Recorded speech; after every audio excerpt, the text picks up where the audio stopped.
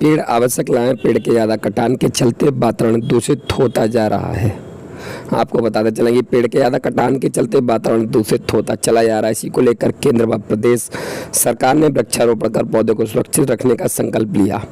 इसी क्रम में पिछले 5 जुलाई से लगातार वृक्षारोपण किया जा रहा है, जहां पे बिथरी चैनपुर विधायक डॉक्टर राघवेंद्र शर्मा ने आज बरेली के बिथरी चैनपुर विधानसभा के क्षेत्र में साउथ सिटी पहुंचकर वृक्षारोपण किया। मीडिया से बात करते हुए बताया कि 5 जुलाई को 25 करोड़ पौधों को रोपित किया गया है और पिछली 5 जुलाई से कार्य लगातार जारी है। अभियान है सरकार का, क्या अभियान था हमारे डेली इंसाइडर का, दोनों पेज पे थोड़ा सा देखिए, भारत सरकार और हमारी जो प्रदेश सरकार की जो रीति नीति है उसके हिसाब से पर्यावरण को बचाना, जीवन को बचाना है। यदि इस संसार को बचाना है तो पौधों के बिना इसका कल्पना करना भी असंभव है। इसी के संदर्भ में करीब 25 करोड़ पौधों का प्रत्यारोपण जो लगाए प्लांटेशन कल किया गया था इकट्ठे, जो कि निरंतर चल रहा है। अब मुझे लगता है कि बहुत ज़्यादा संख्या में पौधे लगाए जाएंगे निरंतर। शायद ही कोई दिन जा रहा है 5 तारीख से लेके और उससे पहले भी कि मैं भी निरंतर कहीं ना कहीं वृक्षारोपण की प्रक्रिया में शामिल हूँ और निरंतर लगा हुआ हूँ।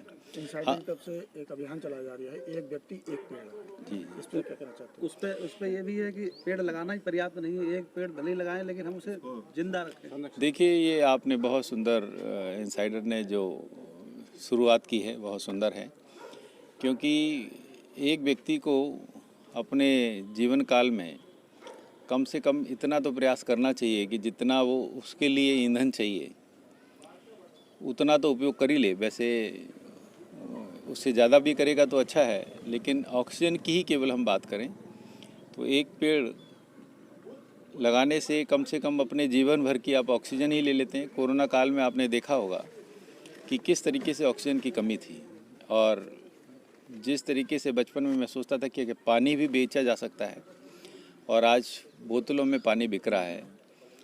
और बहुत डर लगता है ये सोच के कहीं ऐसा ना हो कि एक समय आए कि सब लोग अपना एक सिलेंडर लेके घूमें। यदि उससे बचना है तो पेड़ हमारा जीवन है। यदि हम ये नहीं लगाएंगे तो निश्चित ही, जैसे पुराने काल में ऐसा कहा जाता था, प्रलय आती थी, पानी पानी हो जाता था, निश्चित ही पौधे ही हैं जो सूर्य की गर्मी को सोख सकते हैं, सूर्य की गर्मी को रोक सकते हैं और उससे एनर्जी बना के, उस एनर्जी को कंजर्व करके हमारे लिए वो प्रोडक्ट्स दे सकते हैं, चाहे वो भोजन हो, चाहे वो तेल हो, चाहे वो ईंधन हो। तो पौधे एक साइकिल की, हमारे जीवन की एक रक्षा करने के लिए सबसे महत्वपूर्ण कड़ी है। और ऐसा नहीं करा, पेड़ पौधे नहीं लगाए, जंगल को नहीं बचाया, तो एक दिन टेम्परेचर बढ़ते बढ़ते सब जितना भी हिम है, जितना भी आइस है, सब पिघल जाएगा और पूरी पृथ्वी एक दिन पानी में डूब जाएगी। और जैसे कहानियों में सुनते आए हैं, एक प्रलय आ जाएगी। यदि उससे बचना है तो निरंतर पेड़ लगाइए और अपने आप को बचाइए।